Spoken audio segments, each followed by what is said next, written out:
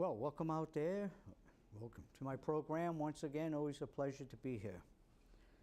Before I get to my guest, I just want to run over my tip of the week here, legal tip of the week. This is a case I was reading. I finished it today. And this is a pretty good case in the sense that this had to do with an estate. And the administrator of the estate was bringing a complaint, a suit against one of the heirs of the estate. What apparently happened, but it really couldn't be proven, was that there was a large amount of money in a safe deposit box. And what the administrator was saying is that one of the heirs had access to the box pretty close to the box eventually being found empty. And one of the other heirs said that in that box was, it was jam full of $100 bills. So it would seem that, well, you have to decide who to believe. What the administrator was trying to do was place a constructive trust on the activity of that heir that might have taken the money out of the box. But it really didn't go too far. And this is the interesting part. As a remedial device, a constructive trust has no elements. And a lot of legal causes of action, they would call it these elements. These are certain things in the cause of action that have to be proven. So if you miss one, you really haven't proved the case, depending on how many elements there are. These are elements, aspects of the case, whatever you want to call it.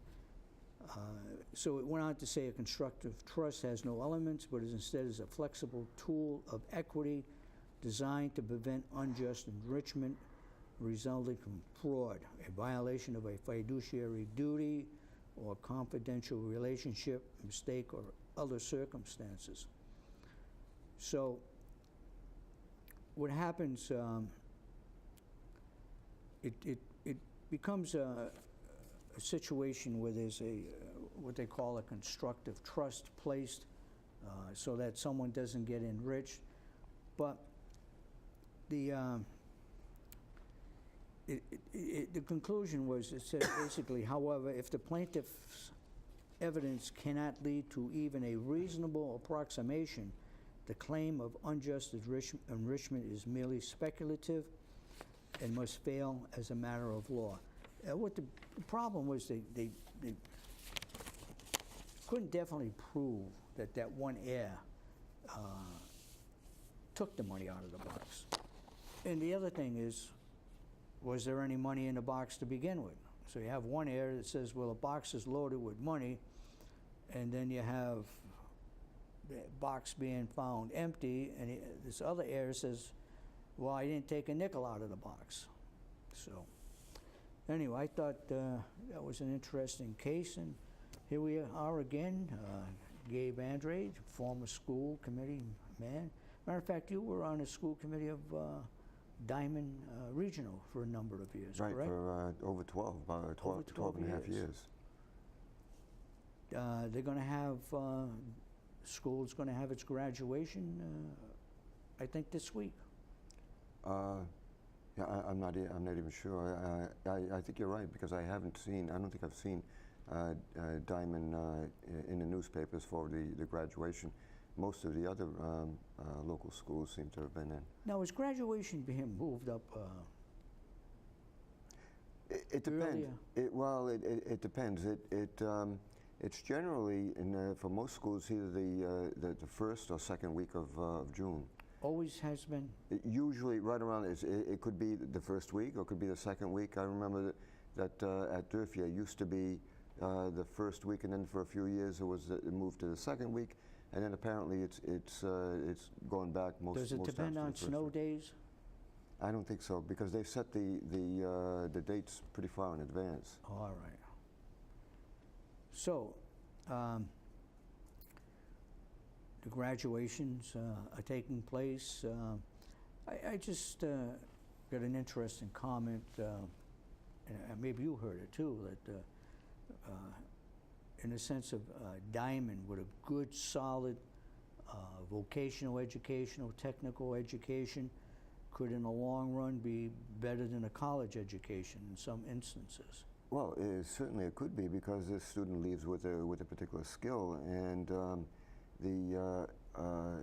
and even for a high-end job, it seems like certain skills are more in demand, and there are not enough people to fill those jobs. If you just have an academic degree or an academic diploma, that doesn't. Granted, you may have some skills in terms of thinking critically, analytically, or whatever, but a hard and fast job skill as such you may not have. So I think that's really more the way the future should run, with a somewhat more technical education. So graduating from a technical school, you might be leaving with a job forever. It could be. The only thing that bothers me is I think that the way, and this may be part of the whole testing craze, because everybody, with the testing, everybody wants students who get good test scores. You certainly don't want a lot of your students failing the test, and the school, actually, there's some repercussions to the school. So I'm wondering whether at vocational schools, and Diamond is not the only one, I'm sure that others throughout the state, or maybe even throughout the country, are into this. The admissions is based very much on academic ability. I mean, there are other factors, but a lot of it is grades that you have earned in elementary school, middle school, well, actually it would be like the last 2 years. So if you're not in the K through 8, you'd be in middle school. Whereas maybe some of those students are there for reasons other than a technical education. They're there for some of the other good things that come from a smaller school. The fact that it's considered safe, the fact that Very you can be a safe, big yeah. fish in a small pond, and things of that nature. So that's a concern where a lot of kids maybe are not there to get technical education per se. There was an interesting discussion, the city council meeting in regards to education. It came out of economic development. There's been a lot of talk. There's always a lot of talk in the city by a lot of people about economic development. Fall River needs more economic development, which includes, factory jobs, technical type skills, and they brought up the biopark. The biopark, 300 acres, as you recall, was cut out of the reserve there. Right. 3,000 or 4,000 acres of reserve, 300 acres was cut out. It had to get approval by the legislature, but that was going to be used strictly, or hopefully anyway, for these technical companies. Right. They started, in fact, they were looking at biotech firms, but they kind of softened that a little bit with time. And the best example of that is Amazon. Amazon really isn't a biotechnology firm. It's a warehouse. So at some point, they looked at it while a tech job might have been the preference. It's basically a company that provide almost any jobs they'll look at. For years, they were working on it, biopark philosophy of bringing in high-tech firms, and they couldn't find any. A lot of firms, and this was even, this was brought up, last night at the meeting, that firms didn't want to come to Fall River or to the biopark because they didn't feel the skill level of the people in this area was high enough that they would have a pool of people to hire from. There was only one company that actually located in the biopark, and thereafter nothing was happening until Amazon came along. But there was some criticism because what was said is that Amazon is not a high-tech company. No, it isn't. It's a box company. It's a warehouse. Yeah, a warehouse. That's essentially what it is. And in other words, it should never have gone there. It was like the last resort of a thing. But getting to education, it seemed that there wasn't enough, the level of, well, matter of fact, Ken Fiola was there, and he said the level of education in the city of Fall River is just not high enough, and he says that correlates to when you have a high-tech company that wants to come in, there isn't not that pool of educated, higher educated people that they can hire. You know, I've actually heard this for years and years. I was probably a high school kid when I first heard this talked about in these terms. But it seems to me that we have a cyclical problem. We don't have enough trained people or people who are technically savvy or whatever for these new jobs. So the jobs don't come here. Yeah. But then our students who are in school, they're in high school, maybe some of them go to college or whatever, because they can't find the jobs here, go elsewhere. They leave so the area. what comes first, the chicken or the egg? It seems like we're caught in this dilemma. Shouldn't there be more than coordination? Maybe there is, I'm not sure, between economic development, proposed economic development in the city of Fall River and surrounding area, and the schools. So the technical aspects of these various schools, UMass, BCC, Bryant College, there's a number of them in this area. Wouldn't it behoove the city of Fall River to have an economic council of 3 or 4 or 5 people that get in contact with the schools and with businesses and see if they can match these things? I think there have been some attempts to do that. As a matter of fact, when you look at the what would you call it? The technology center. I think it goes by a different name, which is also next to Meditech on Martin Street. Yeah. I think there were attempts to do that. They not only, or at least, there was some work done in that area where they pushed, and it was not necessarily out of that building. Wasn't it like an incubator? That was supposed to be an incubator, but I know it was run by UMass Dartmouth. And it was probably not a part of that at all. But there was a state agency that actually did do some work in Fall River in terms of building up STEM programs. I know they did it at Durfee. They might have done some work at Diamond, where they actually tried to train kids in technical areas, take AP courses and whatnot in that area. Math, science, and whatnot, engineering, that sort of thing. So there have been some attempts to do that sort of thing. I think the problem is right now that gap. That there are no jobs, so people go elsewhere. But because people go elsewhere, there are no jobs. Well, that's what I meant by how do you deal with that? That would seem to be a long-term strategy that would have to be employed, because that's not something that's going to change overnight. It hasn't in all these years. Fall River doesn't have that much time left. No, you're probably right. Thinking of in the future, the future is today. Right, but the thing is, you're not going to... A kid graduates this week. Right. He's not waiting for the future. But you're not going to develop. The problem is you're not going to develop this But within a year or two. Well, to see this, That's the problem. The thing is, they haven't planned in the past, because they should have an idea of certain companies that would care to come into this area, maybe not fully, but as a branch, a subsidiary. Right, right. So they hire maybe 50 people, or they hire 60 people, or 20 people, but they're affiliated with a large corporation. And if they do well, they might expand. And I would think that that would be the philosophy of the biopark. Or even that the whole thing about the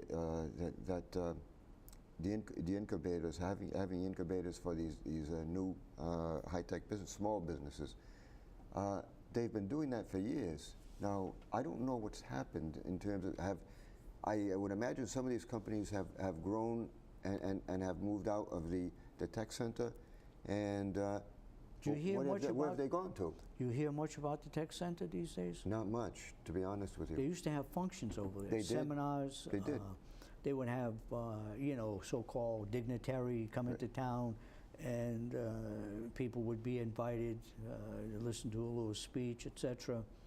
I was there for a number of functions. When a new chancellor of UMass Dartmouth came in, a lady a while back, she stopped down there, and I don't hear too much about it anymore. Yeah, as a matter of fact, I had linked the tech center with the STEM programs precisely because there was a presentation there about that that I attended. It was a number of years ago now. I think I might still have been working at Durfee at the time.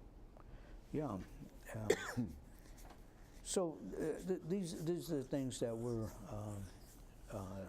discussed, and well, of course, as you know, that the mayor's office is trying to move out the FROED, Fall River Office of Economic Development, and move in to that slot community development under Mr. Dion, to take over some of the, once again, economic development in the city of Fall River.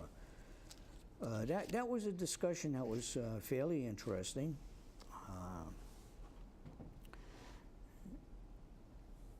There's both sides, but apparently Fall River Office of Economic Development is really going to be put aside. They're out of the city hall. There's a lawsuit in regards to back rent. They've moved into a different headquarters, and the board, the Economic Development Board, is changing. Right. Plus, they don't have a certain stream of revenue that they once had, namely the community development money, Right, which used that's to go gonna to go. them. Yeah. And their role is much diminished. It would seem that it's on its way out. Now, is in your view, is this better for the city to have more control? Fall River Office of Economic Development was not really part of the city. Correct. As you know, the Office of Economic Redevelopment Authority would hire Correct. an entity, and it happened to be Fall River Office of Economic Development, which is not part of the city, Correct. but that's its name, would win the bid and be the service people. And I think what the mayor has been thinking over a year or so now is that we don't need that group of people. They're not part of the city. We can have city people in-house. Right, under the redevelopment authority. Instead of hiring someone else, they would hire their own people, presumably. Yeah, and use the community development Correct. agency to do some of the economic development, work. A good idea? It's hard to say. Sometimes it's not the idea itself. It's how it's carried out and by Process. whom. Yeah, that's. I mean, could it work? Yeah, of course, it could work. Could the old system work? Yeah, and some would argue that it has. But again, it's the people who are involved with it, and how they go about doing it. You can make almost anything work, but Yeah, and you can well, make almost anything fail. enough time, enough money. So it definitely. Now, Attorney Kenny, is he still the chairman? I thought I heard recently that he is no longer chairman. He got voted out. as the new I chairman.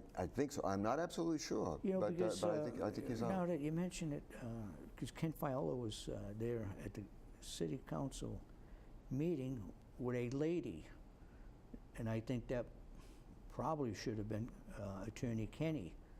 But if he's been voted out as chairman, I think she was referred to as the chair lady. Okay, so Kenny Okay, Kenny so- is no. He could. I don't even know if he's on the board anymore. I mean, apparently he's no longer the chairman, but he may not even be on the board. Yeah, so that's another change, and that's come about because the people on the board now are in favor of what the mayor's doing. Correct. So that's shunting the Fall River Office of Economic Development to the side, and when their contract is up, it may not be renewed. That's correct. All right, so we got the waterfront. What do you think of that waterfront project? I mean, it seems like a forever job down there. Well, And their contract is taken to granted. I don't know if that's good or bad, yeah, but yeah. that just has been going on for years and years and years. Well, look at the Veterans Memorial Bridge. I mean, how long did that take to go up? And even after they started, didn't they was stop misaligned. building? It was misaligned. Right. Yeah. The pillars or whatever. So the building stopped for a while. So it's a very slow process. Well, I don't know if you know the history of that pier, but there was the dockside. I remember that. In fact, I'd been to the dockside a few times. And the two Going owners, way back then. that land was taken by eminent domain. Correct. They were supposed to build a hotel on that. Yeah, parcel. hotel in the marina. Yeah. And that goes back how many years now? 30 years? Maybe close to 40 years? I would say close to 40. Well, the owners, I mean, they're not happy. The prior owners, all those years, losing that land. And Well, in fact, there was an article in the paper maybe a year and a half ago, wasn't there? That where the former owner of that property actually talked about it. oh yeah, I think so. It was about I lose track of Captain time. Coolin. Say again? Coolin. One of them's- Maybe I can't remember the name now. Captain Coolin. He was one of the owners, and I think a man named Dice, something like that. Yeah, well, you think the waterfront project, the waterfront is moving along, or is it stumbling along? Well- What about the roadway? Was there supposed to be some kind of centerpiece, like a center strip for benches and trees? I don't remember. I do remember that there was a lot of discussion about lowering the road. You know how part of it is elevated right Yeah. now, and there was a lot of talk about bringing it down and having. I think they called it a boulevard. So Oh, it was okay. it was So there'd down be a down below, centerpiece? and I guess so. And where you would actually be even with the Both sides? waterfront, yeah, and the other side. Now, there's supposed to be another segment to the Route 79 project starting, and I'm not sure whether it is to do precisely that, to lower that highway. I think that you're you right. put down. Yeah, I think. Which seems kind of a waste because they spent money to build it as it is, and now they're going to redo it. Well, yeah, you think they would have done it all at the same time? Exactly, back when they had then. all the equipment down there, all Right. the disruption. Let's get this done and finish it off. This is the plan for the future. Why piecemeal it? Yeah, that seems to be a little strange. And the other thing that was discussed too at one of the meetings was access.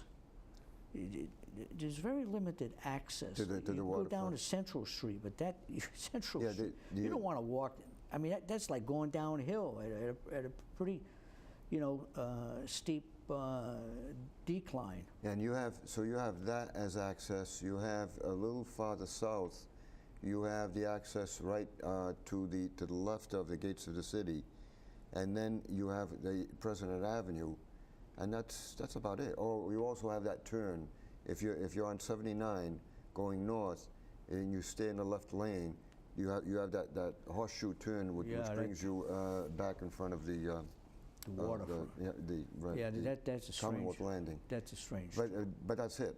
That's it. Yeah. Yeah, to get to the Commonwealth Landing, you got to go all the way down. If you take Duval Street, if you take Duval,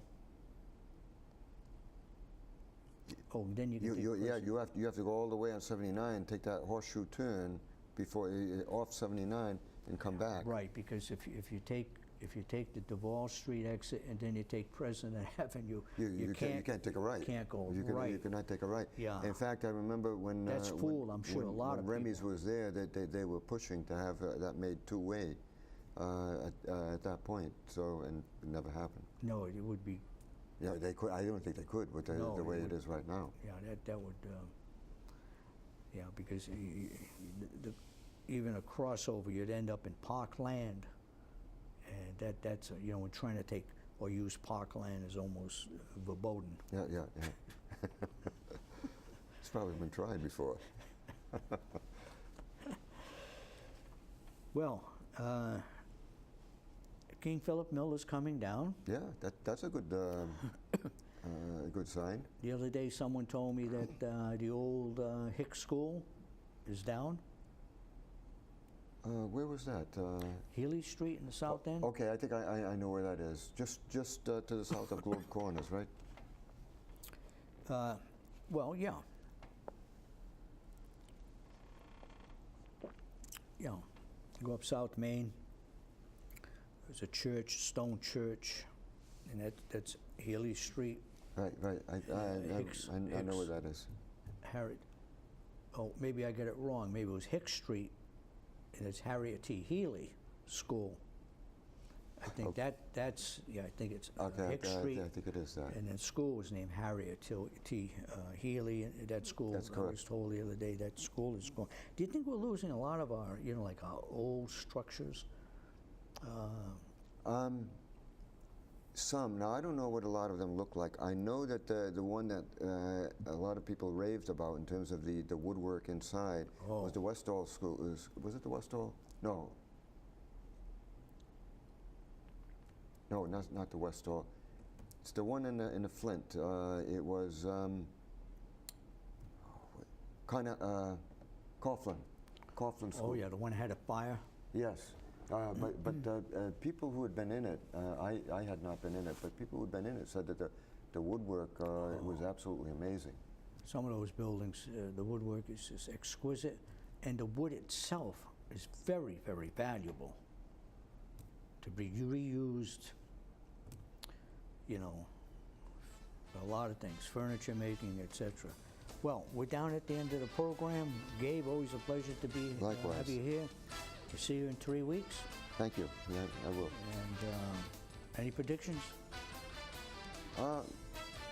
Nothing that I can see. I just heard on the radio that the construction of Berkeley is going to be starting in the fall, but they're going to be doing some test borings, and from that point on. There you go. 263 million. It better last. What are we guaranteed? 40 years? 40? I hope it's more than that. There's no money in the maintenance budget. You get this Taj Mahal, but how? Well, the superintendent actually has looked to try to increase the amount in the maintenance budget over the years. All right, thank you out there for watching, and I'll see you next time.